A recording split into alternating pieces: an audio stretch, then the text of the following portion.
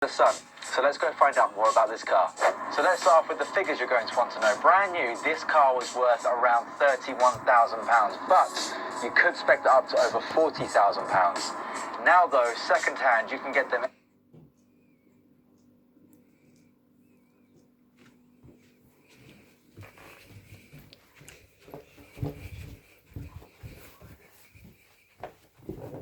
anywhere between £12,500 all the way up to £22,000. It comes with a 3-litre, 6-cylinder turbocharged engine that puts out 321 brake horsepower and 332 foot-pound of torque.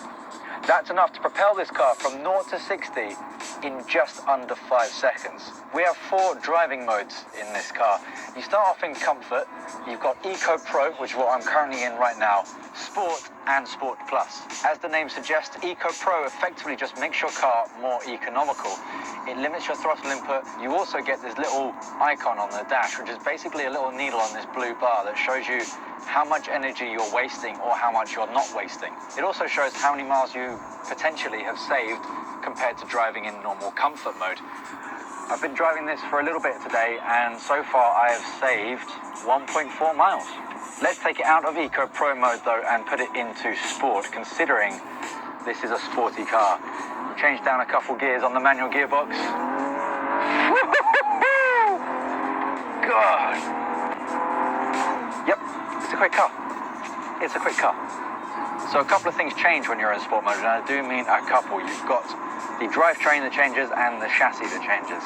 With regards to the drivetrain, it makes the throttle more responsive and gives you more power out of the engine. With the chassis though, that tightens up to make it a little bit more nimble around corners, but it also makes the steering heavier. Now, I'm not a massive fan of the heavier steering. I do like the fact that it does feel heavy.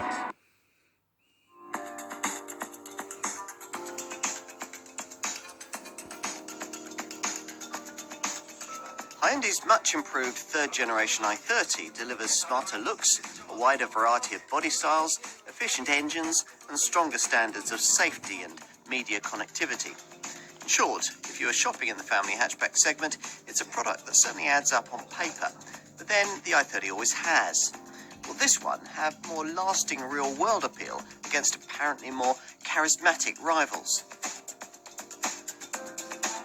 As in other areas, all the right ingredients seem to be in place here for a decent showing when it comes to drive dynamics.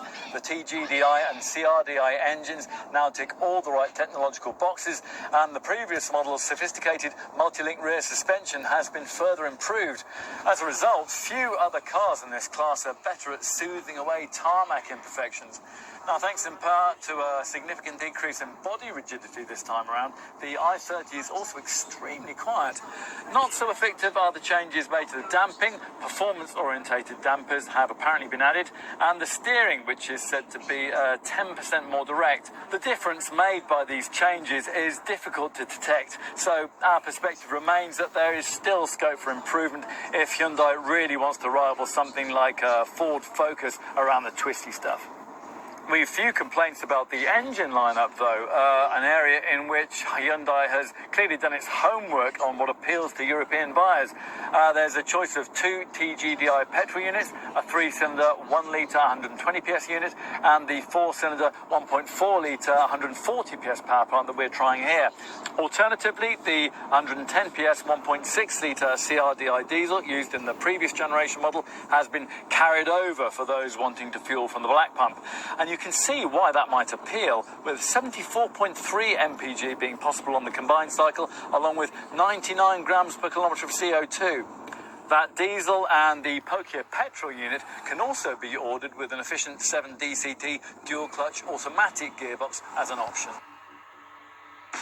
We fit batteries from just £15. Before the big freeze, trust us. Hello guys, and welcome back to another video. As you can see, I have my 2005 BMW 130i behind me, and today I'm going to talk about why you should buy a used BMW 1 Series. Now then, like I said, this is my 2008 BMW 130i, and in my opinion, this still looks good today. You know, being 15 years old, you expect a car to look very outdated, but this is just not the case with this car. The shape and the design still looks good compared to the newer BMW